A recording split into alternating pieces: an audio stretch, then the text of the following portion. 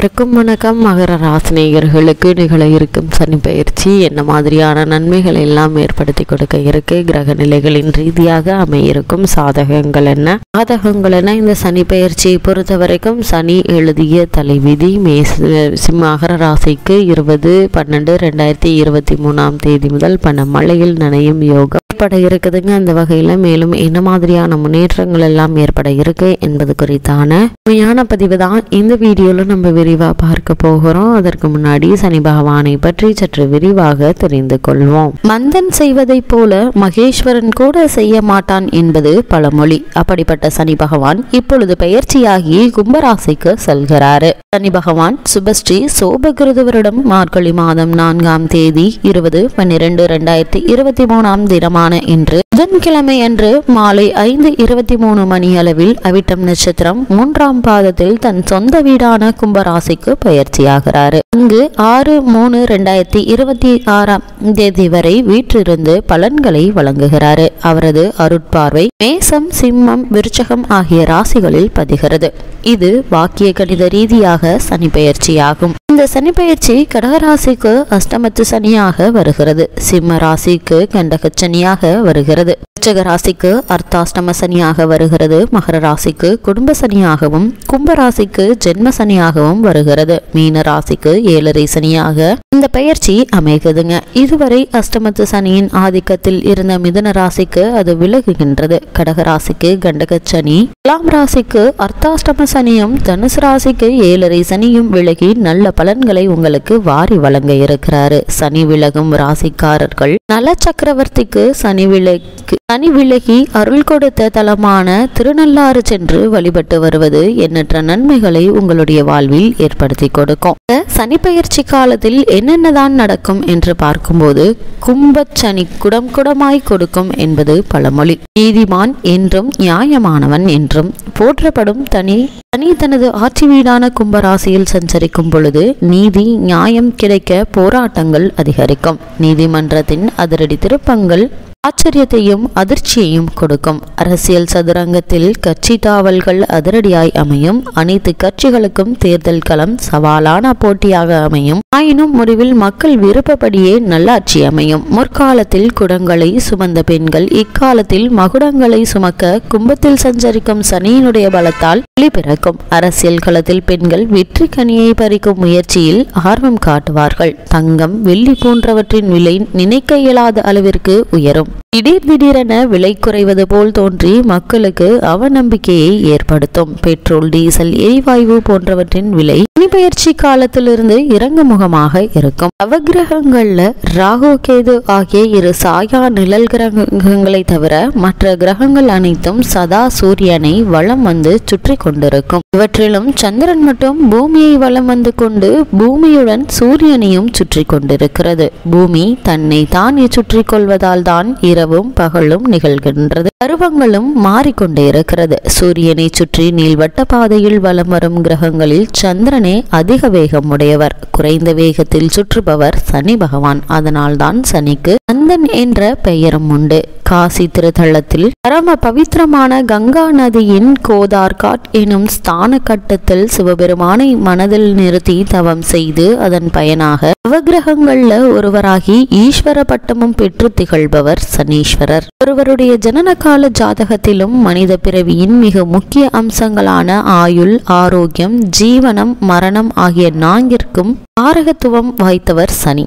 துலாம் இவரது உச்ச வீடு, மேஷம் நீச்ச வீடு, மகரமும் கும்பமும் ஆட்சி ராசிகளாகும். துலாம் ராசியில் சஞ்சரிக்கும் போது சனி பகவான் அளவற்ற சுபபலத்தை பெறுகிறாரு. ஜனன கால ஜாதகத்தில் சனி சுபபலம் பெற்றிருந்தால் நீண்ட ஆயுளும் நல்ல உடல் ஆரோக்கியமும் செல்வாக்கு மிகுந்த உயர் பதவியும் கிடைக்கும். ராசியில் சனி இருப்பின் நினைத்ததை சாதிக்கும் திறன், பிடிவாதம், முன்கோபம், உறுதியான அஞ்சா நெஞ்சம் கொண்டவர்களாக திகழ்வார்கள். இப்படிப்பட்ட சனி பகவான் ஒருவருடைய ஜென்மராசி மற்றும் ஜென்மராசியிலிருந்து 4, 8, 12ஆம் இடங்களில் குரு பகவான் வரும்போது தசாபுக்திகளின் அடிப்படையில் சிரமங்களை ஏற்படுத்துவார். அவற்றின் முறையே ஜென்ம சனி, அர்த்தாஷ்டக சனி, அஷ்டம சனி, விரய சனி என கூறுகின்றன மிக பழமையான ஜோதிட நூல்கள். இக்காலகட்டங்களில் குடும்பத்திலும் தொழில், வியாபாரம், உத்தியோகம் ஆகியவற்றிலும் உடல் நலனிலும் பாதிப்பு ஏற்படும். ஜென்ம ராசியிலிருந்து 3, 6, 11 இடங்களுக்கு வரும்போது அளவற்ற நன்மைகளை செய்வார் சனி பகவான்.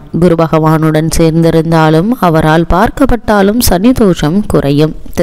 ஜாதகங்களில் சனி பலம் குறைந்திருந்தாலும் பகை கிரகங்களுடன் சேர்ந்து நீச்ச ராசியில் இருந்தாலும் வறுமை, பிணி, வீண்பழி, அவமரியாதை, ஸ்திரத்தன்மையின்மை, சதா அலைந்து கொண்டே இருக்கும் உத்தியோகம் அல்லது தொழில் அமைதல், எத்தனை கடுமையாக உழைத்தாலும் திருப்தியடையாத எஜமானர், அற்ப ஆயுள் ஆகிய அனுபவங்கள் ஏற்படும். களத்திரஸ்தானத்தில் சனி, செவ்வாய், ராகு சேர்ந்திருப்பின் சதா சண்டை போடும் கணவன் மனைவி அமைவர். வாழ்வில் தரம் உயர்ந்தால் அல்லது தாழ்ந்தா என்பதை நிர்ணயிக்கும் பொறுப்பு ஜீவனஸ்தானத்திற்கு ஏற்படும் சனியினுடைய ஆதிக்கத்தை பொறுத்தே அமையும். சில கிரக சேர்க்கை அமைந்திருப்பின் இயற்கைக்கு மாறான மரணம் சம்பவிக்கும். கொடுப்பதில் மிகவும் தாராள மனமுடையவர் சனி. அதே போன்று முற்பிறவி தவறுகளுக்கு மறுபிறவியில் மிக கடுமையான தண்டனையை கொடுப்பதும் இவரேதான். ஜாதகத்தில் லக்னத்திலிருந்து 5ஆம் இடமாகிய பூர்வ புண்ணிய ஸ்தானத்தை லக்னமாக வைத்து சனி பகவானுடைய சுபபலம், தோஷம் ஆகியவற்றை கணித்து பார்த்தால் சனி பகவானால் ஏற்படவிருக்கும் நன்மை தீமைகளை நம்மால் துல்லியமாக அறிந்து கொள்ள முடியும். அது மட்டுமில்லாமல் ஒருவருடைய வாழ்வில்